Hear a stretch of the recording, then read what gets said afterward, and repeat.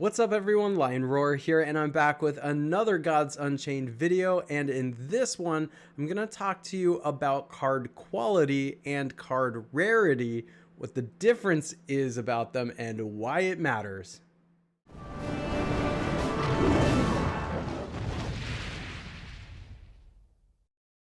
But first, join me over in Gemstone Legends. It's a fantastic match 3 RPG game, and it's players that get in early on games like this that are at the biggest advantage. Not only will you help the channel out by using the link in the description of this video, but you're going to get a free epic hero named Moralia along with a bunch of gold, gems, and potions. After you download the game, you'll have access to events which will get you even more amazing heroes and loot. Guys, wow, you don't want to miss this opportunity because you do not get it in the regular App Store. Download it now, and I will see you in Gemstone Legends. One thing you're going to notice about Gods Unchained when you start playing is that it is a very generous game and they give you lots of free packs. And once you start opening the packs, you're going to notice that the cards look a little bit different, which indicates rarity, or sometimes, depending on the pack, the quality of the card. And the quality becomes more and more important as you get deeper into the game and start minting NFTs. But let's start with rarity because that's probably going to be the first thing that you notice when you start opening packs.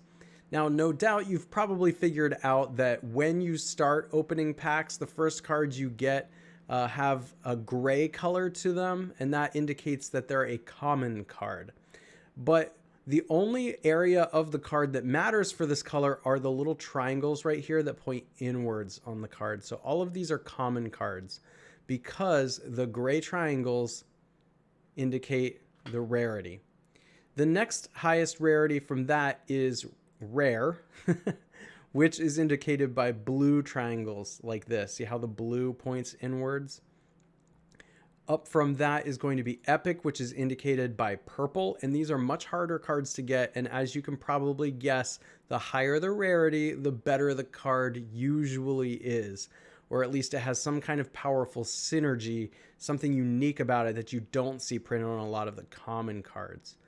And then one higher from epic is legendary, and this is indicated by gold triangles on the card. And then lastly, there's Mythic.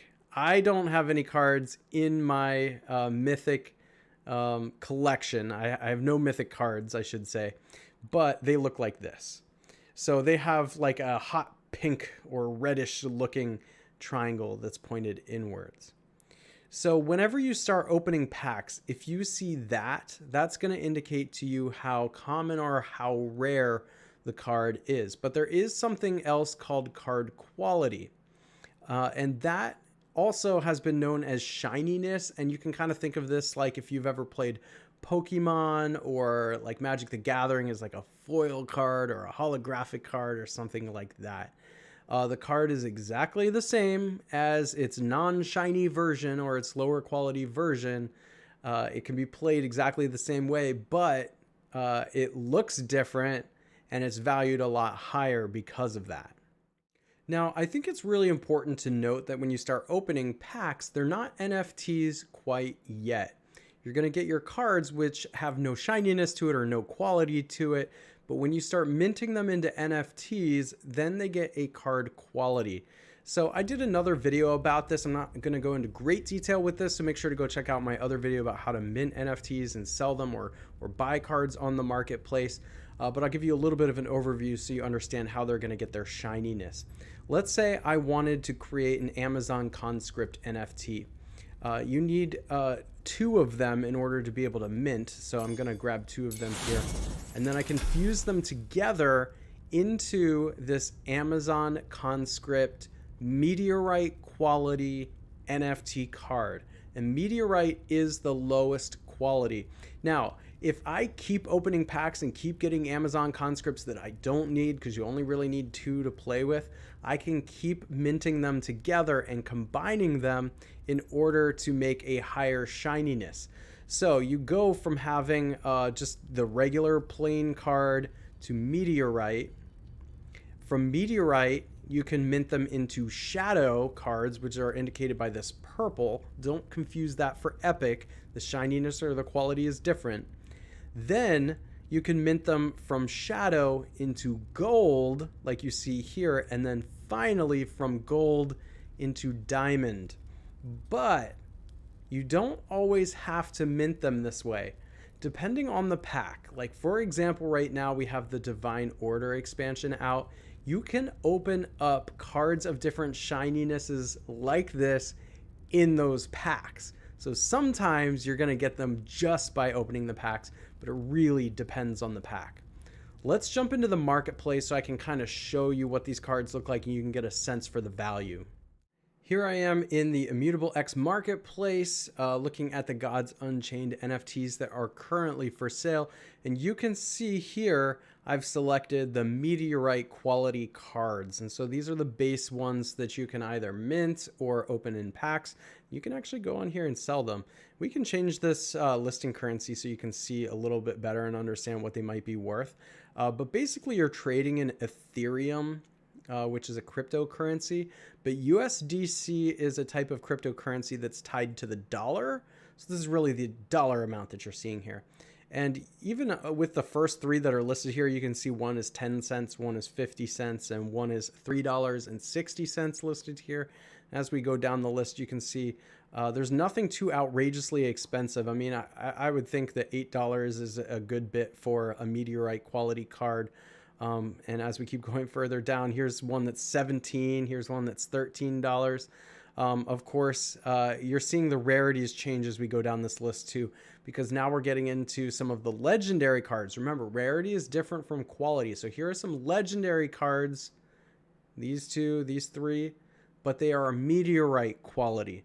Let's go up to shadow, which is the next level up, and see what those are like. All right, you can already see the jump in prices. Oh my goodness, there's some listed here. Like we were just looking at some legendary meteorite cards that were in like the $20 range. This is like $140, $177. Now there are some much cheaper ones here, so it definitely depends on the playability of the card, I'm sure. But wow, these prices are all over the place. But this is what the shadow cards look like. Now let's jump from shadow to gold. This is what gold looks like, obviously. And we have a legendary gold card here, Finian Fruit Bearer. I'm curious what this card is. At the end of your turn, if you're frenzied, summon a 1/1 Vibrant Fruit. It is $1,199. My goodness. Here's one for $650. So you can see a big jump now in the prices of some of these gold cards. Now, some of them, like this is a common card, and it's gold, so it's not as expensive, right? So that's why this one would be like $5. But think about that. You know, a meteorite level card that was common might be like 10 cents, and here it's like $5 for the gold card. So there's value just in how the card looks. Now let's take a look at diamond. This is obviously the top tier, and holy smokes, this is where all the money is probably going to be made in this game. We have some diamond legendary cards here. Lantern Bound Fae. Oh my gosh. Eva, Baroness of the Dead is $24,000. $17,000 for Ethereal's Anvil. Whew, my gosh. Yeah, and if we go down here, so here's another common card. It's $26 though, you know, for a diamond card. So even the common cards, you can get a bit of money for. I mean, here's another common card for $200, another common card for $99. But what matters is the shininess of the card. Of course, opening up shininess in packs or card quality in packs, it's going to be really hard to get something of this level. You're probably going to get these if you get really lucky and you open it in a pack, great, but you're probably going to have to really work at this in the forge to potentially get something like this. So this is what we're looking at for Gods Unchained, the difference between rarity and quality and how much money it can probably fetch you or cost you if you're going to go into the marketplace to buy something like this. I hope you enjoyed this video. If you find things like this useful, please consider hitting that like button and also subscribing, hitting that notification bell so you know when I drop new videos or go live, and I will catch you in the next one.